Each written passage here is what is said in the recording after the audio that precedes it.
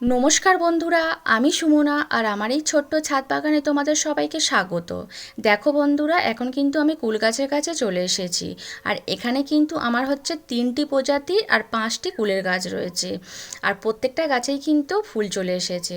আর কুল গাছে যখন ফুল আসতে শুরু করে তখন কিন্তু কালো ও লাল রঙের পিঁপড়ে কিন্তু অনেক দেখা যায়।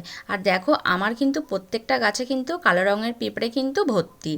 আর এই নিয়ে কিন্তু অনেকে চিন্তা করেন, পিঁপড়ে তাড়ানোর জন্য হয়তো কড়া মাত্রায় কীটনাশক স্প্রে করে দেন, তাতে হয়তো পিঁপড়ে চলে যায়, গাছের ফুলের কিন্তু অনেকটা ক্ষতি হয়ে যায়। আর এই পিঁপড়ে তাড়ানোর জন্য ব্যস্ত হওয়ার কিন্তু কোনো দরকার নেই বন্ধুরা, কারণ এই পিঁপড়েরা কিন্তু ফুলের মধু খেতে আসে ও পরাগ মিলনের কাজটাও কিন্তু তার সঙ্গে করে দেয়। আর পিঁপড়েরা আরেকটা কারণে আসে, গাছে পোকামাকড়ের আক্রমণ হলে ও মিলিবাগের আক্রমণ হলে কিন্তু পিঁপড়েরা আসে।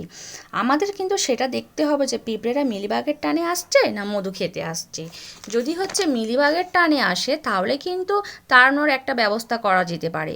আর যদি মধু খেতে আসে তাহলে কিন্তু মধু কিন্তু খেতে দেওয়া উচিত, কারণ পিঁপড়েরা কিন্তু কোনো ক্ষতি করে না, উল্টে কিন্তু লাভই করে, এই পরাগ মিলনের কাজটা কিন্তু করে দেয়। আর সত্যিই যদি পিঁপড়েরা ক্ষতি করতো তাহলে কিন্তু এই ফুলগুলো থেকে কিন্তু ফল আর শেড হতো না। আর তোমরা দেখো, প্রত্যেকটা কিন্তু ডালে ফুল হয়েছে, ফুল থেকে কিন্তু আমার কাছে অনেক কিন্তু ফল শেড হয়েছে দেখো, ছোট ছোট কিন্তু সব ফল কিন্তু শেড হয়েছে, দেখতে পাচ্ছ বন্ধুরা। তাহলে বন্ধু, তোমরা বুঝতে পারলে যে পিঁপড়ে কিন্তু নিয়ে, গাছে পিঁপড়ে হলে কিন্তু সেই নিয়ে কিন্তু চিন্তা করার কোনো কারণ নেই।